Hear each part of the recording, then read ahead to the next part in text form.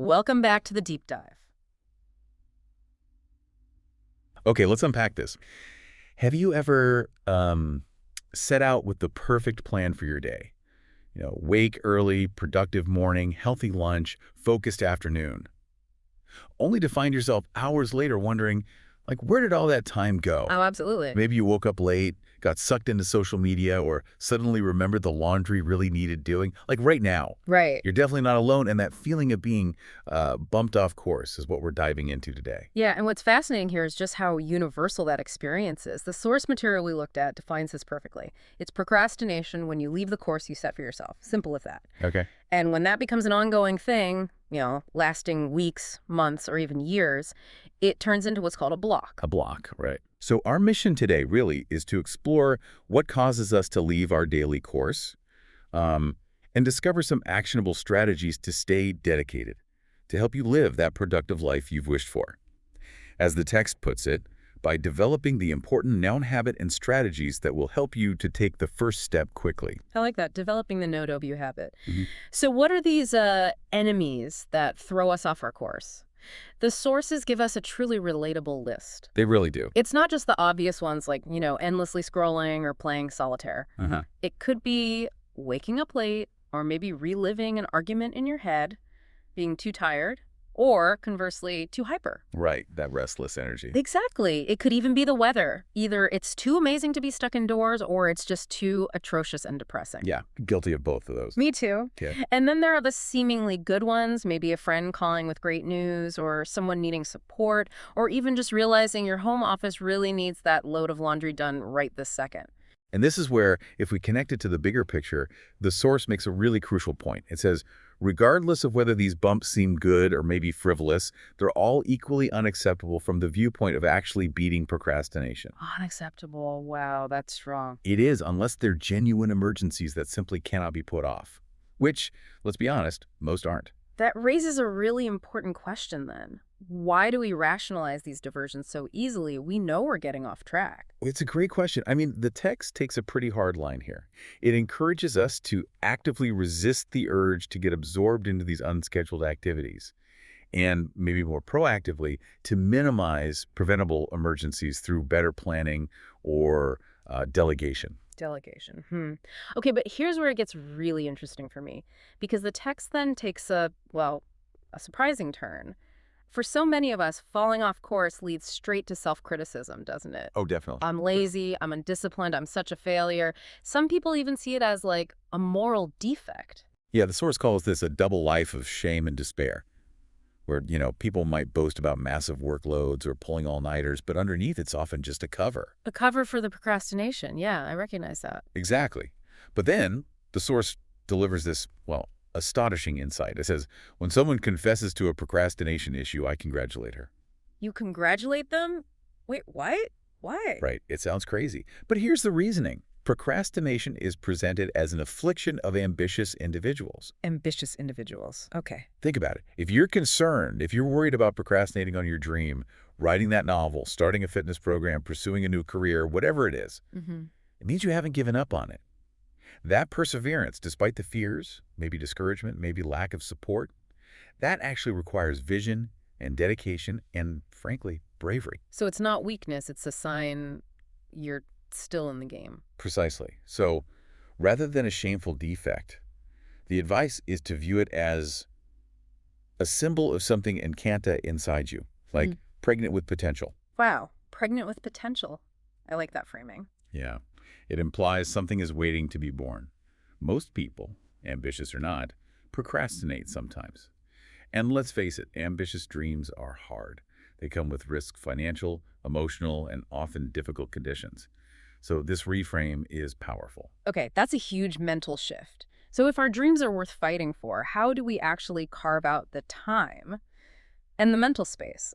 The source suggests we need to view your commitments differently as someone determined to succeed, Right. which means being really particular about how we spend our time, reserving as much as possible for those aspirations.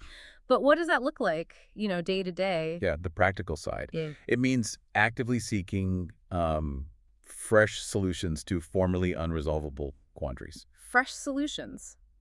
Like what? Well, for instance, maybe your parents could find someone else to mow their lawn. Maybe your family can survive on takeout a couple of nights a week. Maybe friends needing extensive support could benefit from, other people or even professionals. Yeah. The text strongly advocates for reducing time spent on ho-hum household chores to as close as possible to zilch. Zilch? Seriously? Well, maybe not literally zilch for everyone, but aiming that way. Things like sending out laundry, hiring help for yard work, getting groceries delivered. It's about consciously deciding where your limited time provides the highest value. So it's not about abandoning people.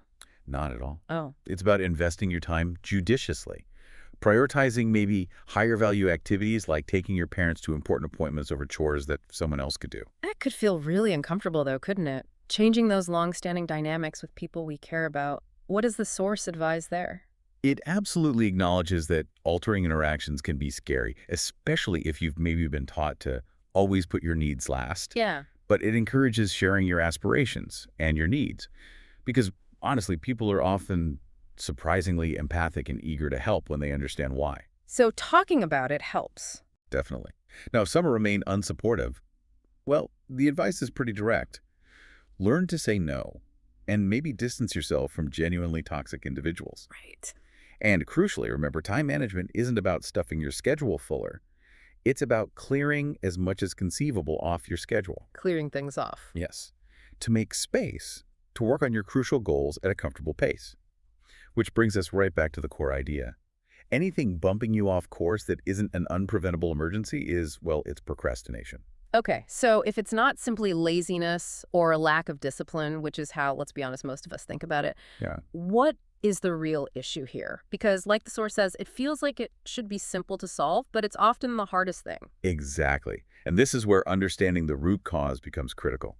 The source states really clearly that applying those negative labels lazy, undisciplined, is actually worse than worthless. Worse than worthless. How so? Because it misidentifies the problem entirely, and it just tanks your self-assurance.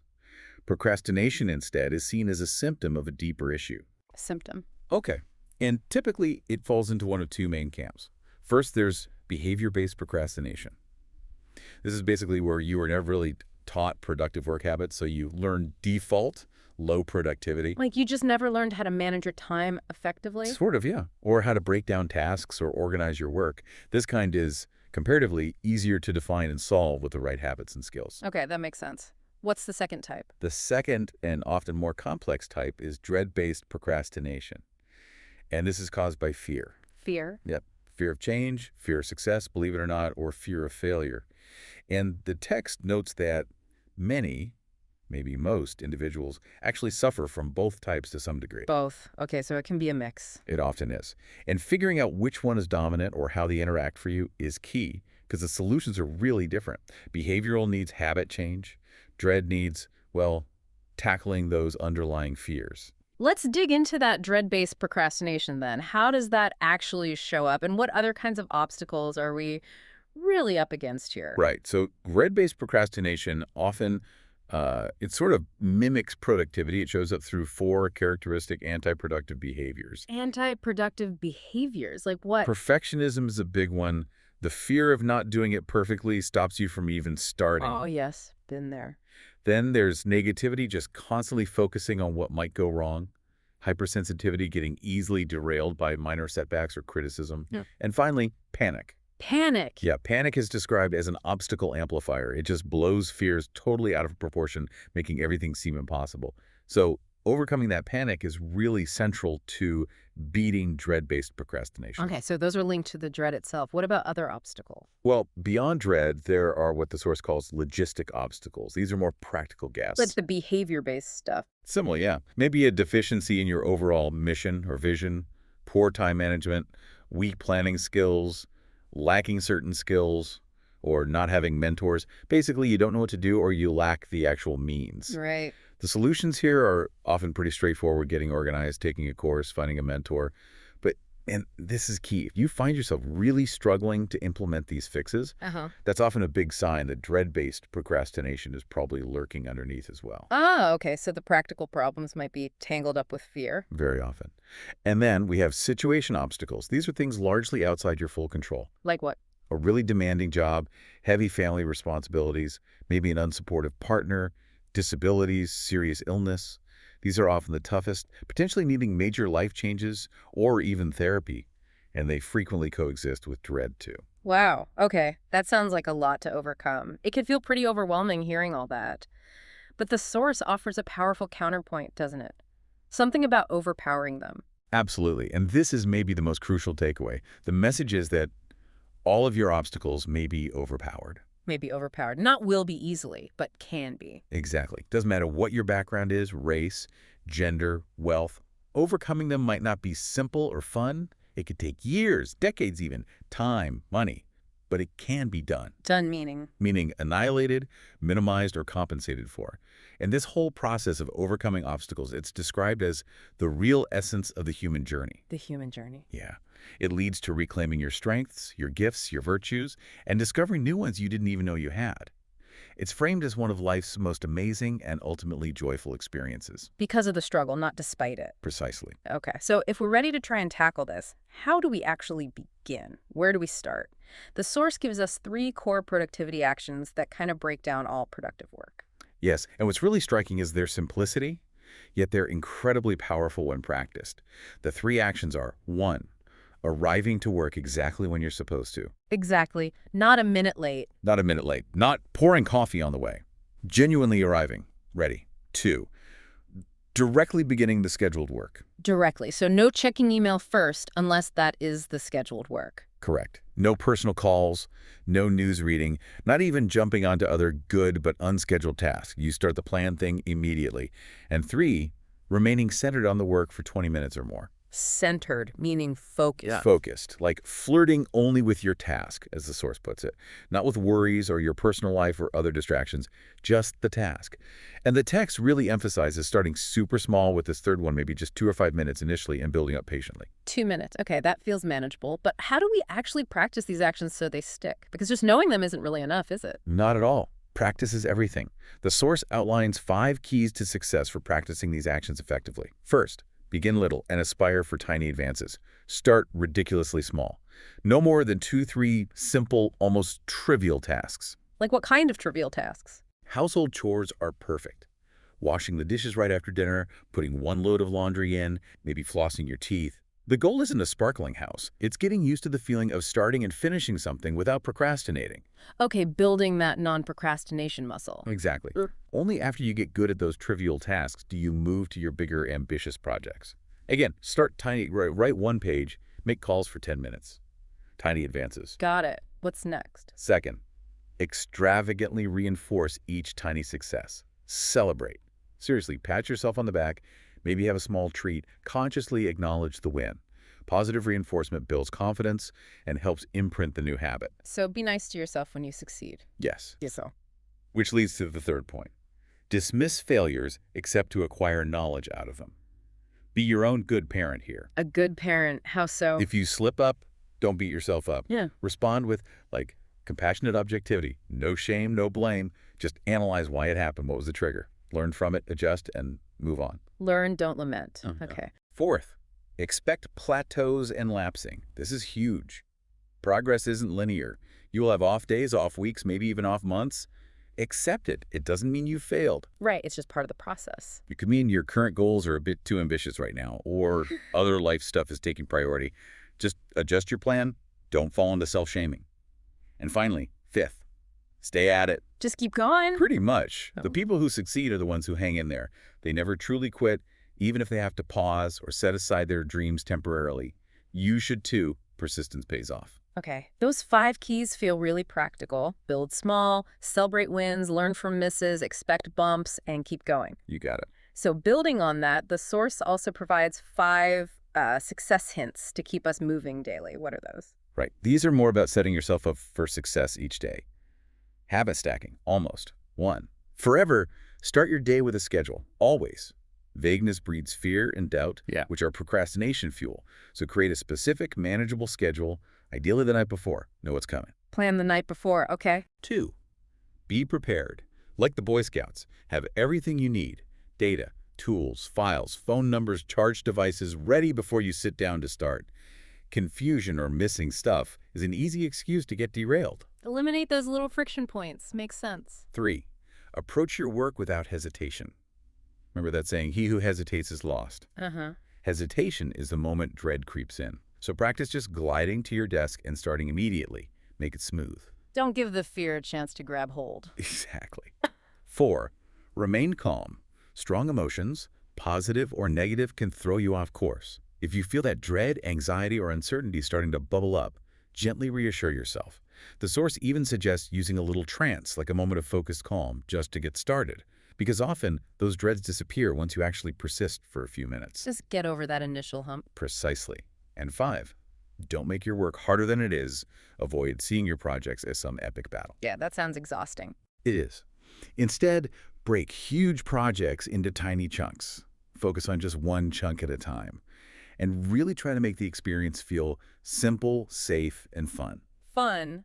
Really, even hard work. Well, maybe not always rolling on the floor fun, but if it consistently feels like a miserable slog, that's often a sign there's underlying fear there that needs to be, bravely faced and explored. Why does this feel so bad?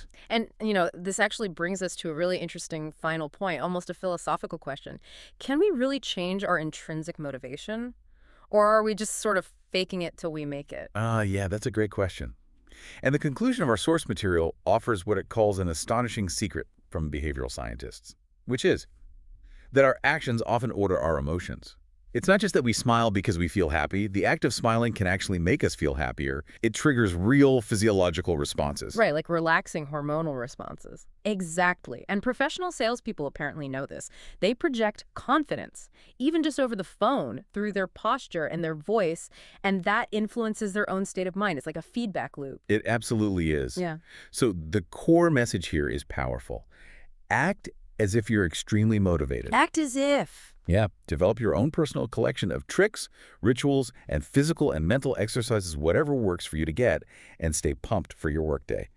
And the true frosting on the cake, the real secret that people who master this eventually learn, is that with enough practice mimicking peak performance, you actually start experiencing the real thing more often. So the acting becomes reality. Increasingly, yes. We can't operate at peak 100% of the time, obviously, but we can train ourselves to enter that productive, focused state much more easily and much more frequently. And that, the text promises, will be the most astonishing reward of all for all of your hard work. Wow. Okay, so thinking about all this, what does it mean for you listening right now? If you were to pick just one tiny advance to focus on this week, maybe it's just scheduling your day the night before. Maybe it's committing to just 5 minutes of focused work on that task you've been dreading. What would that one small thing be? And just imagine, how might that single intentional action start to reorder your emotions, maybe lessen that dread, and open the door, even just a crack, to experiencing your own peak performance a little more often?